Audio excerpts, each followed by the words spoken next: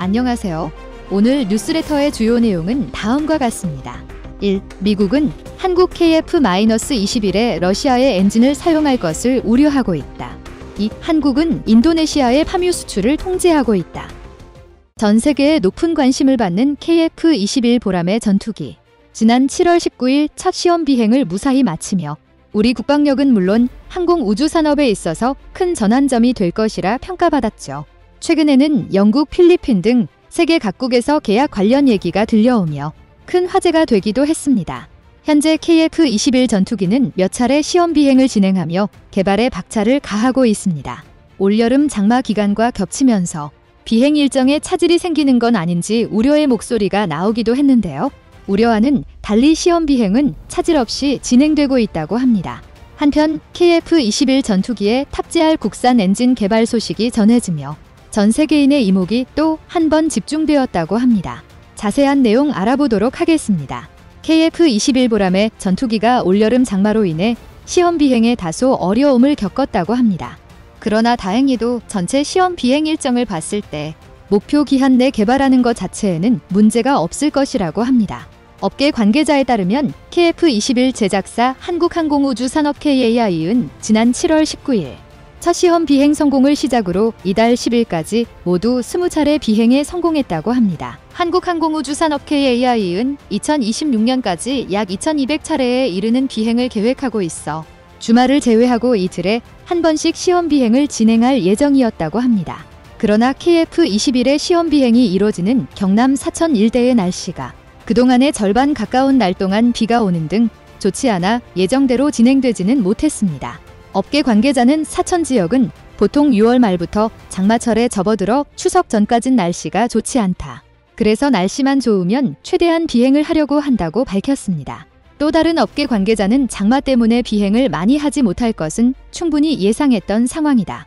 전체 일정을 봤을 때 여전히 기한을 맞출 수 있는 범위 안에 있기 때문에 문제될 건 없다며 자신감을 내비쳤습니다. KF-21 보람의 전투기는 그동안의 시험 비행에서 좋은 성적을 받아왔습니다. 이륙과 비행 착륙이 모두 원활했으며 초기 구조 건정 시험에 관한 3가지 임무도 정상적으로 수행했다고 합니다. 최근에는 그동안 주로 비행했던 사천 일대를 벗어나 남해 상공 등 비교적 먼 곳을 오가는 비행에 도전했는데요. 하늘에 떠 있는 일정 시간을 충족하며 성공적인 비행을 마쳤다고 합니다. 앞으로 비행 영역을 계속해서 확장해 나갈 계획이며 각종 안전성, 성능, 공대공, 무장 적합성 등을 점검한 뒤 2026년까지 개발을 완료할 계획입니다. 이후 2030년까지 우리 공군에 120여 대를 공급해 노후화된 전투기를 모두 최첨단 전투기 KF-21로 교체할 예정입니다. 한국은 전투기 자체 개발 성공만으로 만족하지 않고 전투기 엔진까지 우리 기술로 독자 개발하겠다는 포부를 드러냈습니다. 방위사업청의 강은호 청장은 국산 전투기 KF-21에 장착할 엔진을 독자 개발해야 한다는 견해를 밝혔습니다. 지난 5월 4일 강은호 청장은 여의도 국회의원회관 제1소회의실에서 열린 공군 전력 발전 방향과 노후 전투기 조기 교체 방안 세미나에서 KF-21 자체 개발 성과를 넘어 엔진과 같은 핵심 구성품 독자 개발에도 과감히 도전해 항공 분야 세계 강국으로 한 단계 더 도약해야 한다고 말했습니다. 현재 KF-21 전투기에 장착되는 엔진은 미국 제너럴 일렉트릭 GE 개발한 제품입니다. 그렇기 때문에 미국산 엔진이 적용되어 있다는 이유로 수출 시 미국이 합법적으로 방해해 올 수도 있습니다. 타국의 기술을 사용할 경우 수출 제한뿐만 아니라 기술 개발 제한 등 여러 방면에서 제약이 있을 수밖에 없습니다. 그렇다 보니 어느 나라든 기술만 있다면 국산 기술만을 적용하여 제작하고자 할 것입니다. 이에 국가기관인 방위사업청에서 나서 독자 기술 개발에 대한 필요성을 강조하며 개발에 도전장을 내민 것이죠. 이전에도 국산 엔진 개발에 대한 필요성은 다들 느끼고 있었지만 방위사업청장의 발표로 인해 개발에 대한 관심은 더욱 뜨거워졌습니다. 올해 초 문승욱 산업통상자원부 장관이 2022년 항공우주인 신년 인사회에서 관계부처와 제트기 전투기급 첨단 엔진 개발을 적극적인 검토하고 있다고 밝히자 관련 주인 한화에어로스페이스가 상승세를 보였던 적도 있습니다. 정부발 소식에 전투기 엔진 국산화에 대한 전 국민의 기대와 관심이 그만큼 커지기도 했죠. 한 산업통상자원부 관계자는 1만 파운드급 이상 첨단 엔진 개발은 KF-21 전투기에 탑재할 목적에서 진행하는 것이라고 덧붙였습니다. 그로 인해 KF-21 보람의 전투기에 대한 세간의 관심이 더욱 커지며 최초로 국산 엔진을 적용한 최첨단 전투기로 거듭날 수 있을 것이란 기대 역시 커졌습니다. 한화에어로스페이스는 고도의 정밀기계 분야 핵심 기술을 바탕으로 항공 엔진 방산, 시큐리티 CCTV 파워 시스템 에너지 장비 산업용 장비 IT 서비스 사업 등 다양한 사업을 영위하고 있습니다. 한화에어로스페이스는 국내에서 유일하게 항공기 가스터빈, 엔진 제작 기술을 보유한 항공, 우주 전문 기업입니다. 지난 6월 발사에 성공한 누리호의 모든 엔진을 제작했으며 현재 지휘와의 기술 제휴를 통해 KF-21 전투기에 장착되는 F-414 엔진을 생산하고 있죠. 최근 한화그룹은 한화디펜스와 한화방산, 한화에어로스페이스 3개 회사로 분산돼 있던 우주방위 산업 계열사를 한화에어로스페이스로 통합해 지상에서 항공우주에 이르는 종합방산기업으로 육성할 계획을 공개했습니다. 이번 인수합병으로 한국의 로키드 마틴으로 거듭날 것이며 2030년까지 글로벌 방산 톱 10기업으로 키우겠다는 당찬 포부를 밝혔습니다. 현재 한화에어로스페이스는 KF-21 보람의 전투기 국산 엔진 개발에 박차를 가하고 있습니다. KF-21 전투기에는 2만 1000파운드의 추력을 가진 엔진이 쌍발로 장착되며 엔진 조립 과정은 극히 일부 공정을 제외하고 대부분 수작업으로 이뤄집니다. KF-21 전투기뿐만 아니라 군수항공 엔진은 그 종류가 다양하고 규격과 기준이 제각각이며 대부분 소량 생산하기 때문에 자동화 적용이 어렵습니다. 또한 아주 간단한 조립 절차에도 엄격한 규격과 기준이 요구되기 때문에 기술자의 숙련도와 엄격한 품질 검증이 필요합니다. 한화에어로스페이스의 경우 경력 20년 이상의 마스터, 기술사 기능장 등 고도로 숙련된 엔지니어들이 작업을 이끌고 있습니다. 그렇기에 국산 엔진 개발이라는 어려운 과제도 수행할 수 있죠. 회사 관계자에 따르면 한화에어로스페이스는 당장이라도 고성능의 전투기 엔진 국산화가 가능하다고 합니다. 한화에어로스페이스는 이미 전투기급 엔진에 적용되는 직경 1m의 고효율 압축팬 블레이드를 개발했습니다. 또한 국내 중소기업이 제트 엔진에서 가장 중요한 고열 부품의 단결정 특수 합금 기술을 개발하고 팬 블레이드를 생산해 미국의 주요 엔진 회사에 납품하고 있기도 합니다. 제트 엔진의 성능을 좌우하는 핵심 부품의 국산화는 이미 다 이뤄져 있는 것이죠. 또한 회사 관계자에 따르면 이렇게 한화에어로스페이스가 이미 국산화 기술력을 확보하고 있기는 하지만 여러 가지 리스크로 인해 국산화를 안 하는 것뿐이라고 합니다. 일단 KF-21 전투기만을 위해 국산 엔진을 개발할 경우 그 개발비를 회수할 방법이 없다고 합니다. 또한 엔진의 국산화를 시도하면 현재 막대한 매출을 보증하고 있는 주요 고객사들이 경쟁자로 돌아서 일감을 잃을 수도 있습니다. 특히나 아직은 KF-21 보람의 전투기의 완전한 성공을 장담하기에는 이른 시점이다 보니 아마도 KF-21 전투기 개발이 성공으로 판정된 이후에나 엔진 국산 개발이 시작되지 않을까 싶다는 것입니다. 하지만 기술 개발은 멈추지 않고 향후 발생할 수 있는 정치, 외교적 문제 등에 주의하면서 지속해서 이어 나갈 계획이라고 합니다. 한화에어로스페이스는 엔진뿐만 아니라 다양한 부품의 국산화에 힘쓰고 국내 연구기관 및 중소기업과 협력하여 2025년 말까지 니켈 계열 초내열 합금에 3D 프린팅 소재를 만들고 부품 제조 기술도 국산화할 계획입니다. 특히 1600도 이상의 환경에서 온용되는 극초음속 추진기관 부품용 초내열 합금 소재를 개발하여 가스터빈 고온 부품 등 차세대 소재 및 부품 시장을 선점하겠다는 전략을 세웠습니다. 만약 가스터빈 블레이드 재생용 레이저 클래딩 기술 개발에 성공한다면 국내 항공 분야 교체 비용을 연간 2천억 원가량 절감할 수 있고 정비 비용 역시 1,000억 원 상당 축소할 수 있을 것입니다. 과거 한국항공우주산업 KAI은 서울국제항공우주 및 방위산업 전시회 ADX에서 2030년까지 1,800여 종의 소재와 표준 품종, 사용 빈도가 높은 상위 50% 품종 900여 종을 국산 소재로 대체하겠다는 계획을 밝혔습니다. 한 한국항공우주산업 KAI 관계자는 소재 부품 국산화를 통한 수입 대체 효과는 2030년까지 약 7,500억 원 규모로 예상된다. 납기는 30% 이상 단축되며 민수로 확대 시 효과는 군수의 2배 이상 커질 것이라고 전망하기도 했죠.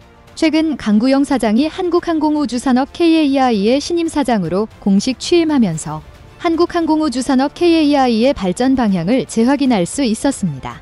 9월 6일 강구영 사장은 경남 사천 본사 통합상황실로 출근해 제11호 태풍 흰남노 피해 상황을 점검하며 첫 업무를 시작했는데요.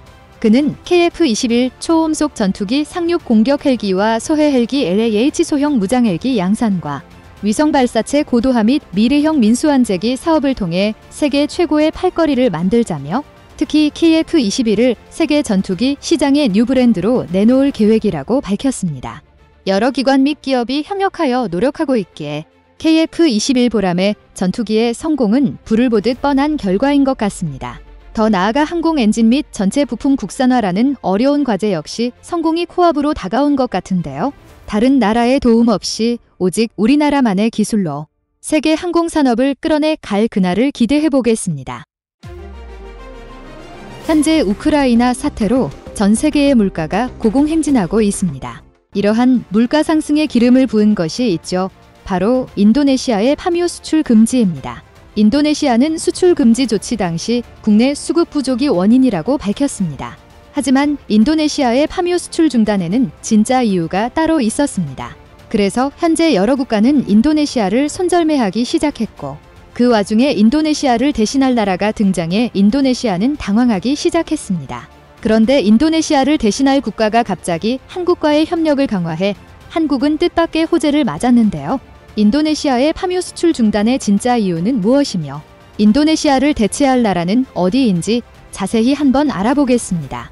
인도네시아가 지난달 28일부터 파묘 수출을 중단했습니다. 인도네시아의 이런 조치로 현재 한국에도 영향을 미치기 시작했습니다. 현재 대형마트에서는 일부 식용유 제품이 빠르게 동나고 있으며 코스트코와 같은 대형 창고형 매장도 최근 식용유의 구매 개수를 제한하기 시작했습니다. 일단 파묘는 팜나무의 열매를 압착해서 생산하는 것입니다. 우리가 시중에서 많이 보는 식용유와 대두유, 해바라기유, 카놀라유 등에 모두 파묘가 사용됩니다. 그리고 파묘는 전 세계 식물성 기름 출하량의 거의 60%를 차지하고 있습니다. 또한 파묘는 식용유와 화장품, 세제, 바이오디젤 등의 원료로도 쓰입니다. 이처럼 파묘는 우리의 생필품 대부분에 사용되고 있습니다. 이러한 파묘의 세계 최대 생산국이자 수출국이 바로 인도네시아이며 현재까지 전체 파묘 물량 중 약 60%를 공급해왔습니다. 이러한 상황에서 인도네시아가 하루아침에 파묘 수출 중단 조치를 한 것입니다. 그런데 애초 자국 내 수급 불안으로 수출을 중단한다고 하더니 알고 보니 인도네시아 정부의 비리에 의한 문제 촉발로 수출이 중단됐다는 사실이 알려졌습니다. 앞서 인도네시아 정부는 선내수 후 수출 정책을 펼치고 있는데 고위 공무원들이 수출업체들과 유착해 원칙을 무너뜨렸던 것이 불안 요소로 지목되고 있습니다. 인도네시아 정부는 지난 1월 전체 판매 물량의 20%를 내수용으로 공급한 업체만 파묘 수출을 허가하기로 결정했는데 공무원이 개입하여 이를 무력화시킨 것입니다. 알고 보니 인도네시아의 공무원 때문에 현재 전 세계의 파묘와 식용유 가격 급등이 초래된 것입니다. 이러한 사실이 알려지자 각국은 이제야 퍼즐이 맞춰진다며 인도네시아와의 손절을 예고하고 있습니다. 그도 그럴 것이 인도네시아의 파묘 생산량만 놓고 보자면 인도네시아가 자국 수요를 충족시키지 못한다는 것은 선뜻 이해가 가지 않았습니다. 미국 농무부에 따르면 인도네시아는 연간 4,500만 톤 이상의 파묘를 생산합니다. 이 중 인도네시아 국내 소비량은 약 1,650만 톤이며 식용유 소비량은 그 중에서도 500톤에 그칩니다. 그런데도 인도네시아에서는 식용유 품귀 현상이 발생한 것입니다. 그래서 당시 조코 위도도 인도네시아 대통령도 28일 수출 금지령 시행을 알리면서 세계 최대의 파묘 생산국인 우리가 식용유를 구하는데 어려움을 겪고 있다는 것은 아이러니라고 토로했습니다. 그런데 그 모든 것이 인도네시아의 공무원에 의해 벌어진 일이었던 것입니다. 또한 현재 인도네시아의 유통에도 문제가 있다는 지적이 나오기 시작했는데요. 인도네시아 식물성 기름 산업협회 DMSI 의장 대행인 사라트 지나가는 블룸버그 통신에 일반적으로 식용유 산업의 많은 부분이 수출에 초점이 맞춰져 있고 국내 소비를 효율적으로 처리할 수 있을 만큼 구조화되어 있지 않기 때문이라고 설명했습니다.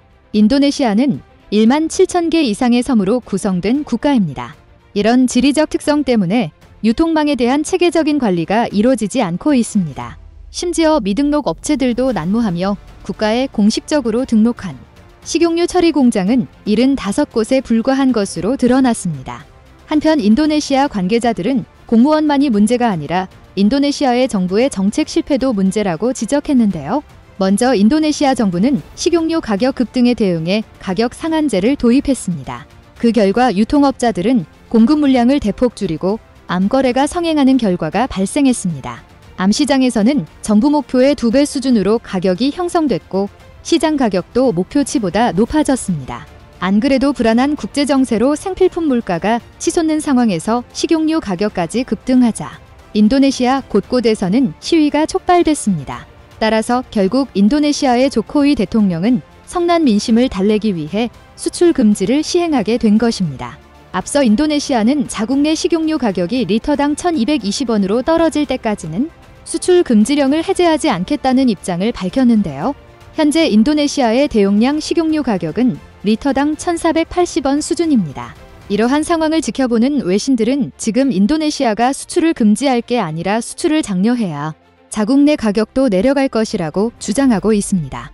한편 인도네시아의 파묘 수출이 무기한 중단되자 인도네시아와 더불어 파묘 주요 생산국인 말레이시아가 수출세를 인하하며 인도네시아의 자리를 차지하기 시작했습니다.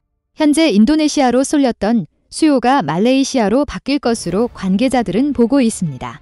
이에 말레이시아 파묘 수출업자는 인도네시아가 파묘 수출 금지령을 언제 해제할지 불분명하다며 국제시장에선 파묘 가격이 더 높아지기 전에 재고를 확보하려 대안을 물색하는 중이다라고 말했습니다.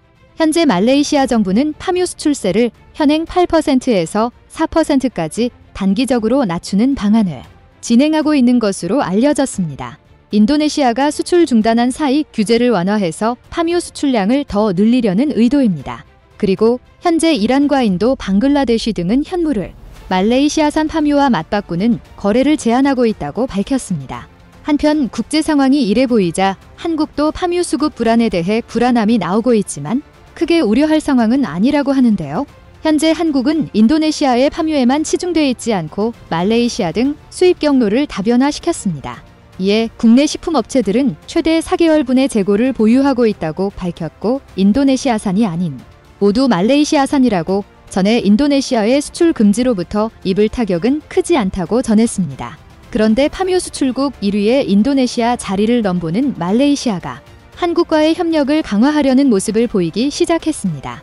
말레이시아가 한국 KAI로부터 약 1조 원 규모에 달하는 경전투기 사업을 요청한 것입니다. 인도네시아 방산 전문 매체 미디어 파쿠아는 이날 말레이시아가 KAI의 경전투기 18대를 구매하는 데는 40억 링깃 약 1조 원 중 최소 20억 링깃 약 5,875억 원 비용을 물물교환 형태로 지불하기로 했다고 보도했습니다. 그동안 말레이시아 총리와 공군의 입장이 미묘하게 대립하고 있어 최종 사업자 선정에 상당한 관심이 집중됐는데요. 공군은 공군력 강화를 위해 KAI의 FA-50블록 20을 원했고 총리는 파묘와 물물교환이 가능하고 전투기 개발 기술 이전에 협력적인 중국의 JF-17을 희망했던 것으로 알려졌습니다. 그러던 중 중국에서 파묘 또는 기타 현물을 사용한 지급에 동의하지 않으면서 KAI의 경전투기 구매가 거의 확정된 상황입니다. 말레이시아가 파묘 지급 합의 외에도 KAI를 선택한 이유는 또 있습니다.